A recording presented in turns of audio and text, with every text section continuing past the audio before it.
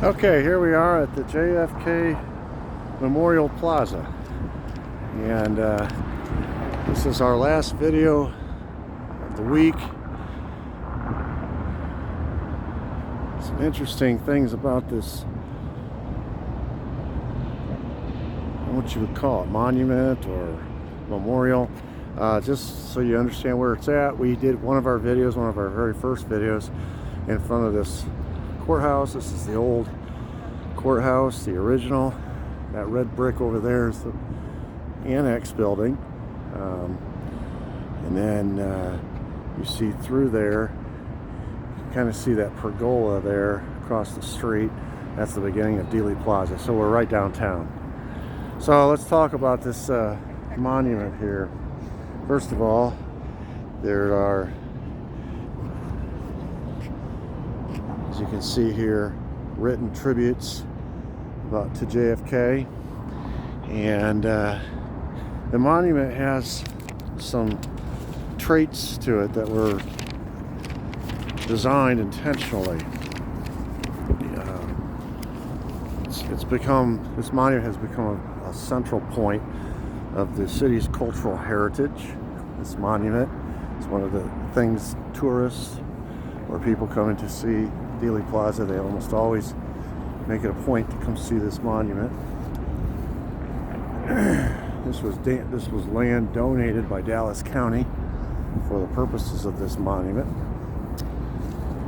American architect Philip Johnson designed it. It's a what they call a cenotaph, or open tomb, that symbolizes the freedom of JFK's spirit.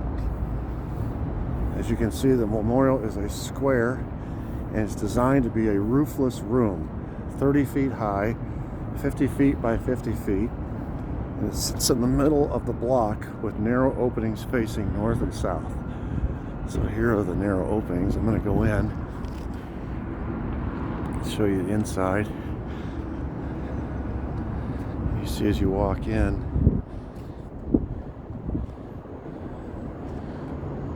it's a very simple design. You're inside what feels like a room with a front door and a back door, and it's just these concrete sections. It's a very simple tomb. There's no water. Maybe that's designed to be a fountain, but it's not, because there are drains right there. But currently there is no water, and so I'm assuming there is no water ever.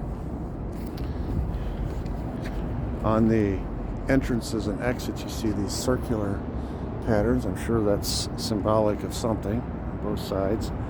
It's also on the corners, outside section of the room.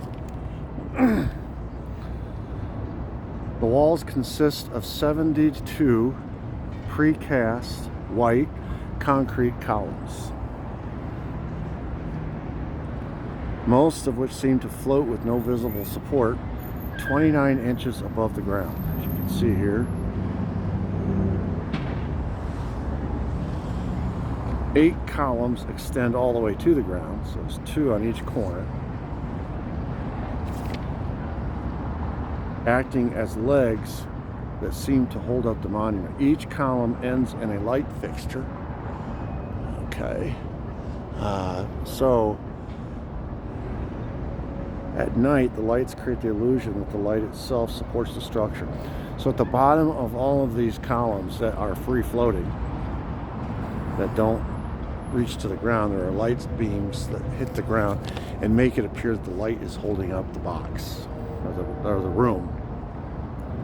These vertical elements, rigorously separated from each other and individually poured, seem held together by an unseen, invisible force.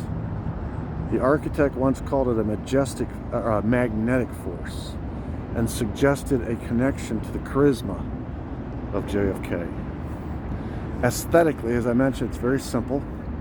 The intent of the Kennedy Memorial was to be a thoughtful piece of art with no interpretive features. It's just a memorial. It wasn't intended to say anything necessarily. The space was merely a place for reflection and remembrance. However, as more visitors came to the Kennedy Memorial Plaza and to nearby Dealey Plaza, it became obvious to the city that an exhibit was needed to explore the topic of the Kennedy assassination. And that's how we ended up with the 6th floor museum. Unfortunately, the 6th floor museum is pablum for all the lone gunman theorists, people who think Lee Harvey Oswald did it. That's their official position.